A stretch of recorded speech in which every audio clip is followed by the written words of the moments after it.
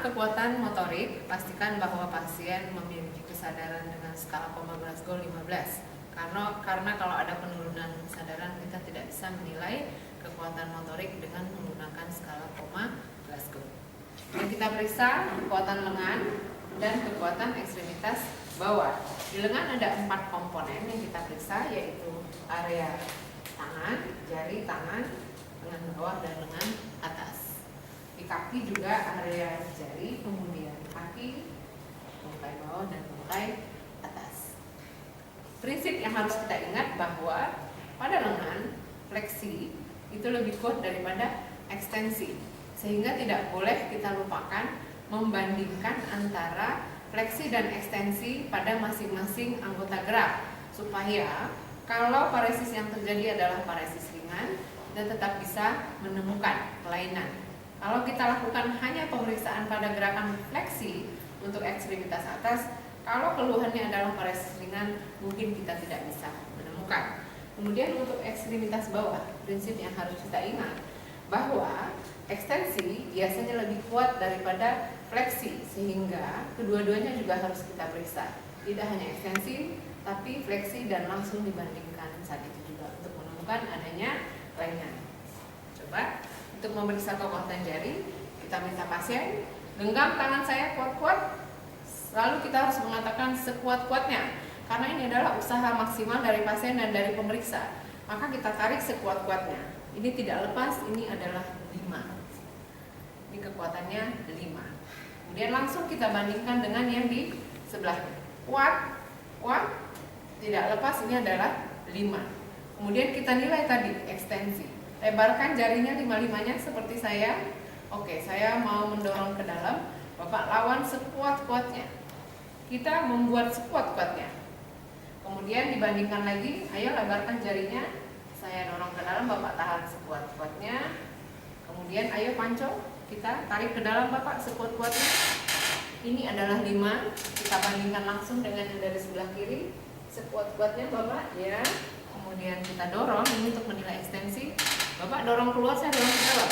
Oke. Bapak dorong keluar, saya dorong ke dalam. Oke. Ini kekuatannya 5. Angkat lurus, saya mau dorong ke dalam. Bapak tahan ya Pak ya. Kita dorong, kemudian angkat lurus, kita dorong. Kapan suatu kekuatan motorik dikatakan 4? 4 itu apabila dia bisa menahan tahanan yang ringan. Misalnya, kalau genggam Pak sekuatnya, kita tarik lepas. Tapi dia bisa menggenggam, itu kekuatannya dikatakan 4. Kapan dia 3? Dia bisa melawan gravitasi, tapi tidak bisa diberikan tahanan. Jadi dia tidak bisa, Pak tahan, nggak bisa sama sekali. Ya, itu adalah 3. 2, dia bisa melakukan fleksi saja. 1 hanya fascikulasi. 0 sama sekali tidak bisa melakukan gerakan.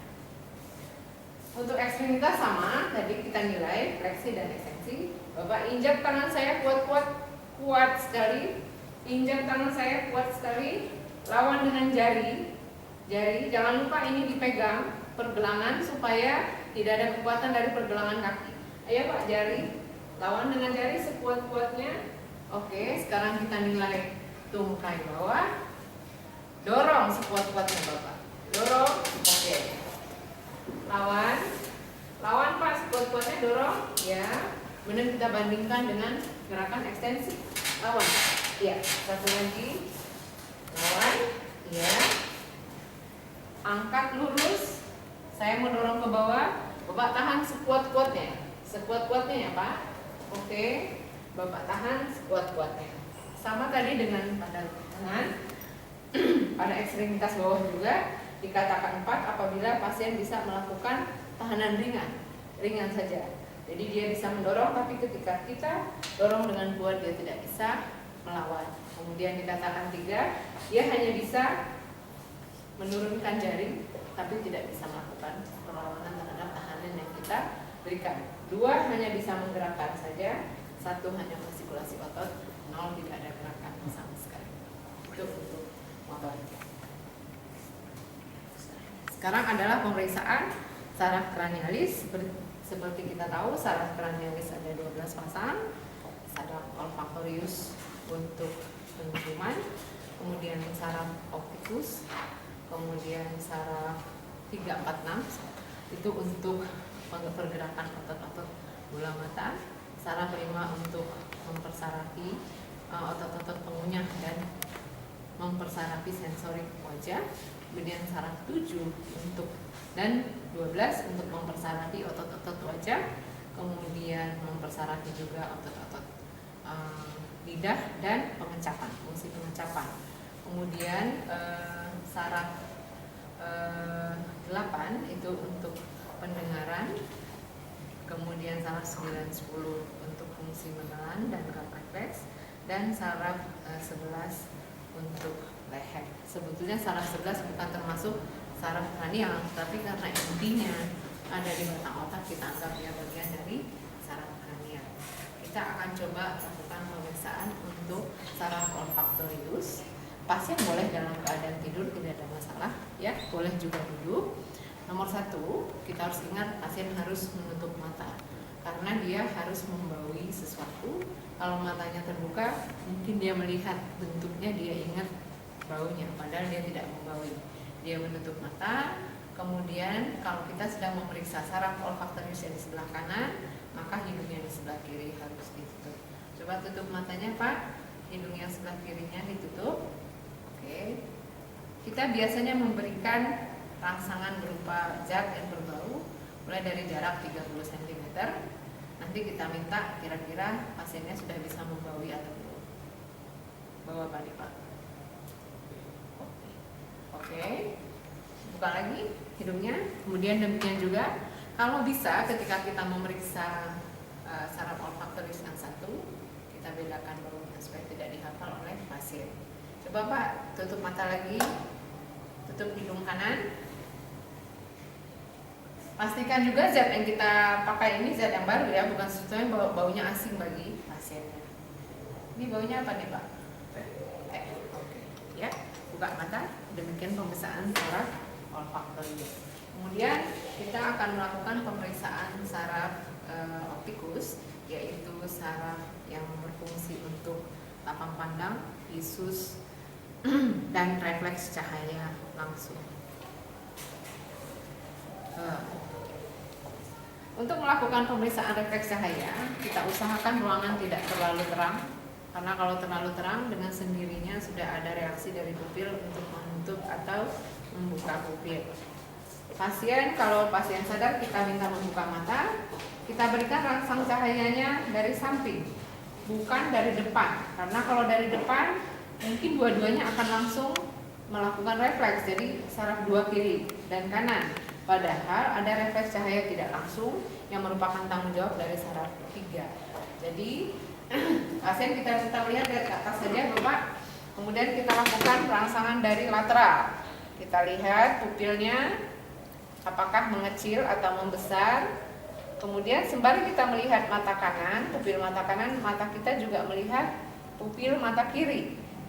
Normalnya bila pupil mata kanan mengecil, maka mata kiri juga ikut mengecil. Itu yang disebut sebagai refleks cahaya tidak langsung yang merupakan tanggung jawab dari saraf 3. Kemudian sebelahnya lagi kita rangsang dari samping, kita lihat mata kiri dan mata kanan. Pelaporannya adalah refleks cahaya langsung dan tidak langsung, positif kiri kanan.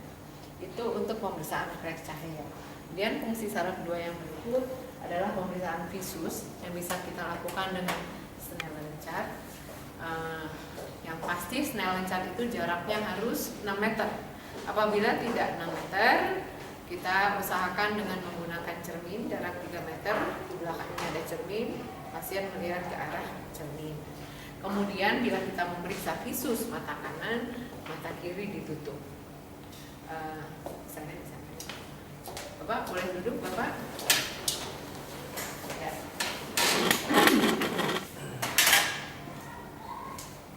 Mata kirinya ditutup dengan tangan tapi jangan ditekan. Jadi tutupnya seperti ini. Nanti Bapak baca huruf yang saya tunjuk, ya Pak ya. Ini huruf apa? E, N, Z, Y, L, I, U, P, H, V, W,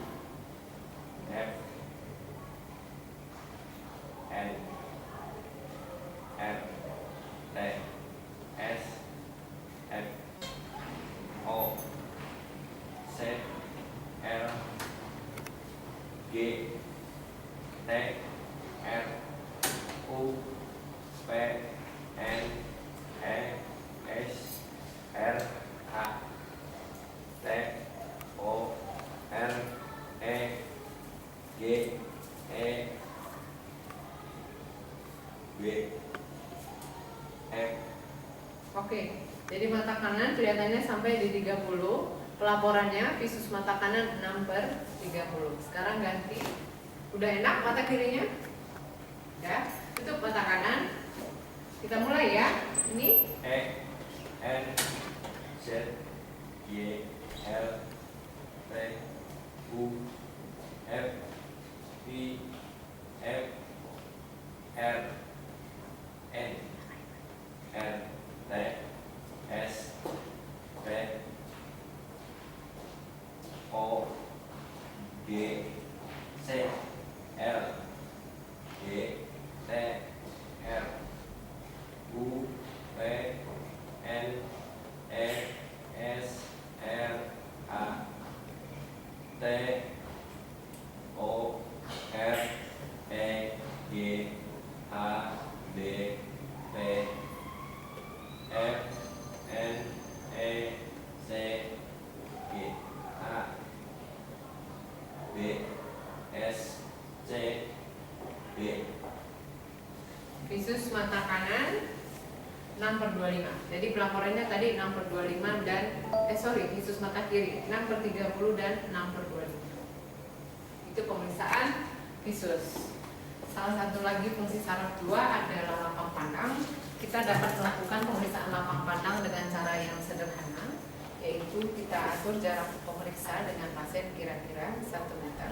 Kemudian kita sama-sama menutup mata. Pasien menutup mata kanan, tutup mata, pemeriksa menutup mata kiri. Lalu Bapak lihat wajah saya saja.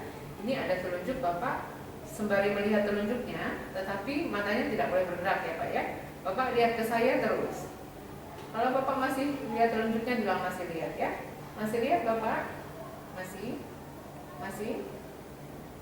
lihat? Masih? Oke. Sekali lagi ke tangannya Pak ya. Masih lihat? Masih? Lihat ke saya terus ya.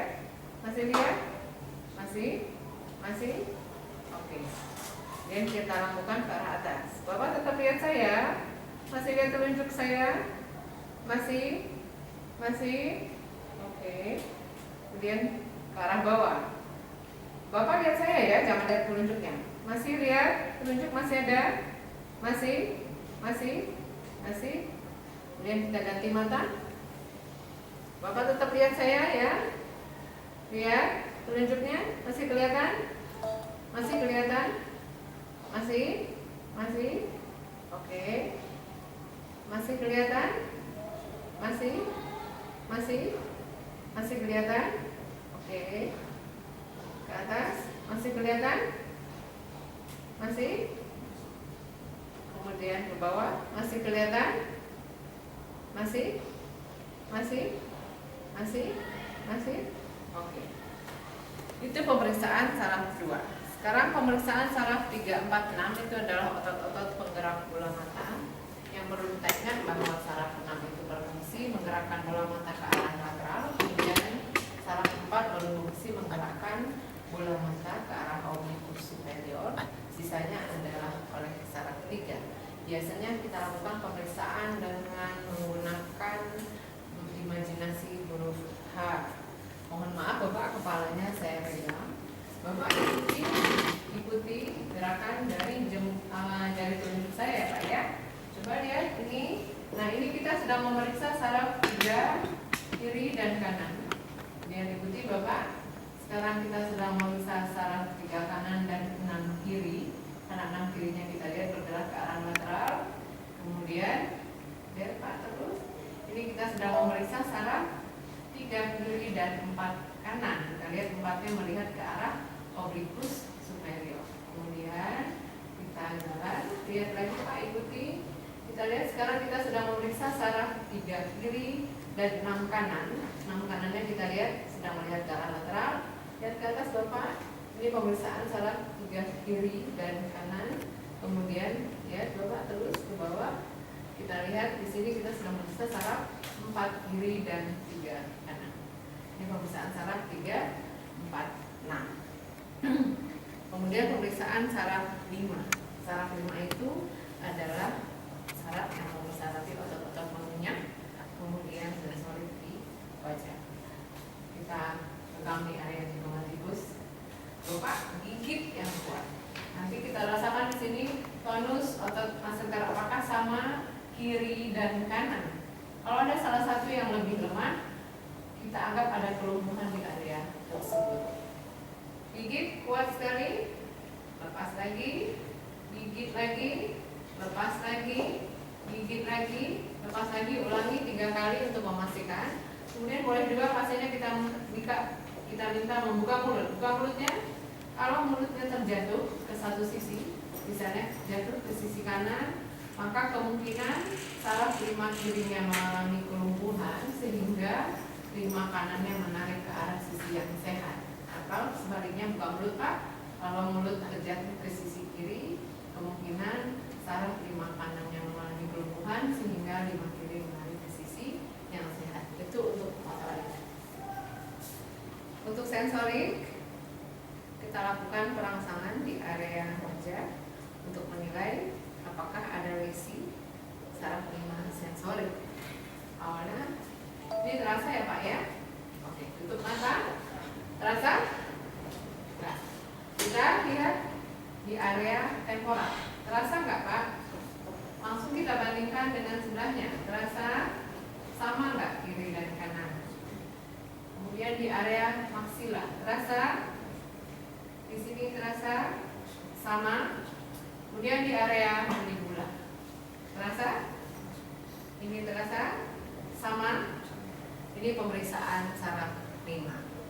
Sekarang adalah pemeriksaan saraf 7 dan 12. Saraf 7 adalah saraf yang mempersarafi otot-otot wajah. Maka kita minta pasiennya untuk Pak nyengir yang sekuat-kuatnya. Kita selalu harus minta yang sekuat-kuatnya supaya kita bisa menilai apakah ada paresis walaupun ringan, sekuat-kuatnya. Oke. Selesai, kemudian gembungkan pipinya Pak. Kita coba keluarkan udara.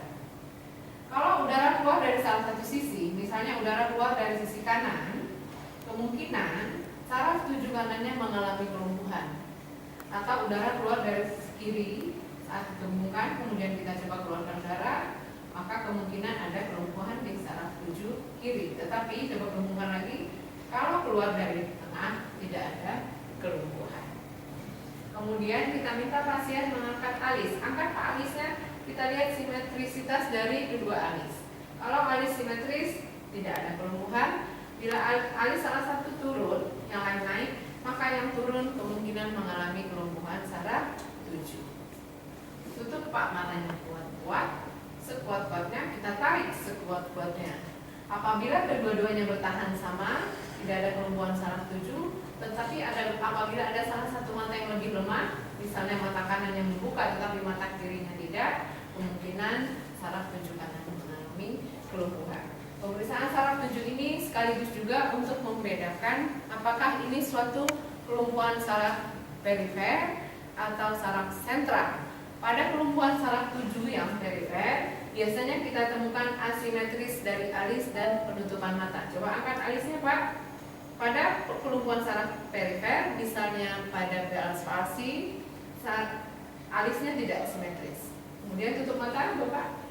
Kita tarik sekuat-kuatnya, biasanya ada asimetrisitas saat menutup mata. Tetapi kelumpuhan saraf 7 karena stroke misalnya akibat lesi di sentral atau hal-hal lain yang menimbulkan kelumpuhan saraf 7 akibat gangguan di sentral, itu biasanya kita suruh angkat alis Pak, tidak ditemukan asimetrisitas.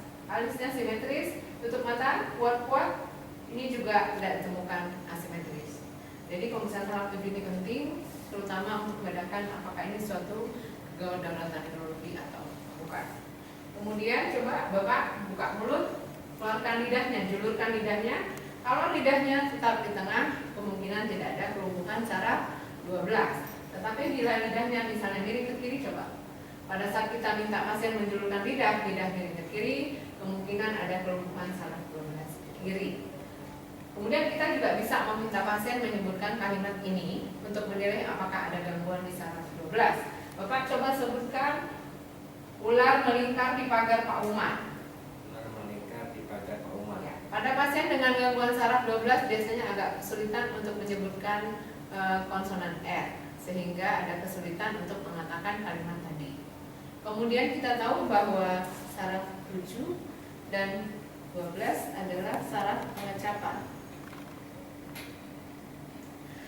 Kita menilai saraf pengecapannya, cara penilaiannya 2/3 depan itu oleh saraf 7, 2/3 belakang oleh 12, 2/7 depan bisa kita berikan zat. Syaratnya pasien harus menutup mata, kemudian tutup hidung, tutup mata Bapak, lalu kita keluarkan lidahnya Bapak, lalu kita teteskan zatnya, misalnya gula, kita teteskan di depan, biarkan saja sampai pasien bisa kita tanya rasanya apa Pak? Manis. Itu pemeriksaan saraf 7 pengecapan di depan. Kemudian di belakang sama, kita biarkan dulu pasien beristirahat sekian beberapa detik, 3 detik, buka mulutnya Pak, kita teteskan di belakang misalnya kopi. Biarkan pasien yang merasa rasanya apa Pak? Pahit. Jadi kita lihat detiknya selesai, berapa detik pasien dapat merasakan zat yang kita tempelkan di lidah.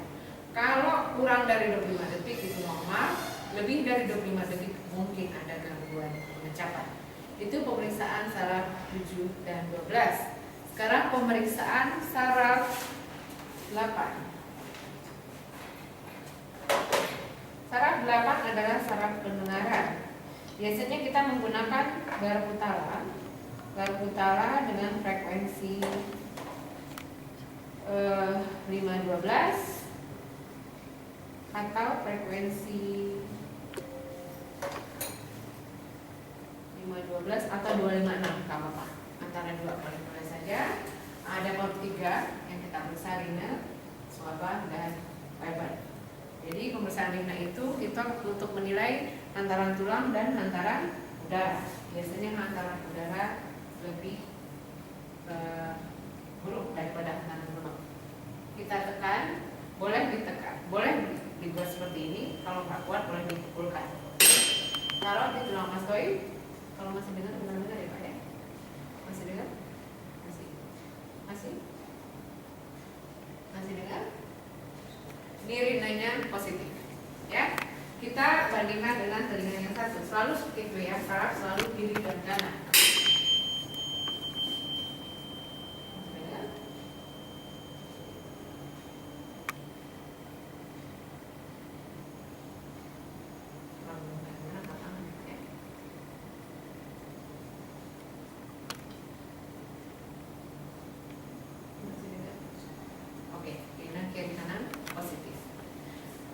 Sebelum mencoba ke pasien, ada baiknya kita coba ke diri kita sendiri dulu sebagai pemeriksa. Selalu kita anggap pemeriksa normal. Pasien mungkin yang mengalami gangguan. Kemudian pemeriksaan squaba. Squaba itu untuk menilai apakah ada gangguan, baik itu gangguan tulang maupun gangguan hantaran udara pada pasien dibandingkan dengan pemeriksaannya. Jadi misalnya kita lakukan pemeriksaan pada saraf 8 kiri pasien. Bapak kalau udah nggak berasa bilang ya, kalau nggak kedengaran bilangnya. Nanti kita bandingkan dengan telinga kiri kita juga. Jadi bukan telinga kiri pasien terus telinga kanan pemeriksa, nggak seperti itu ya. Oke, kita bandingkan. Kalau sama-sama tidak mendengar, kita anggap bahwa normal. Tetapi kalau pasien sudah tidak mendengar, kita masih mendengar, kita anggap swaba memendek, ya. Kemudian kita bandingkan juga dengan hantaran udara. Kalau sudah ada dengar, bilang ya Pak ya.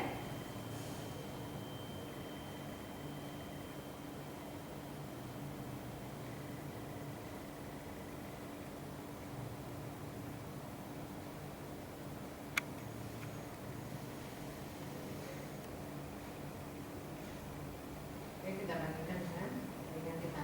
Wah, kamu memendek, kamu saya masih dengar.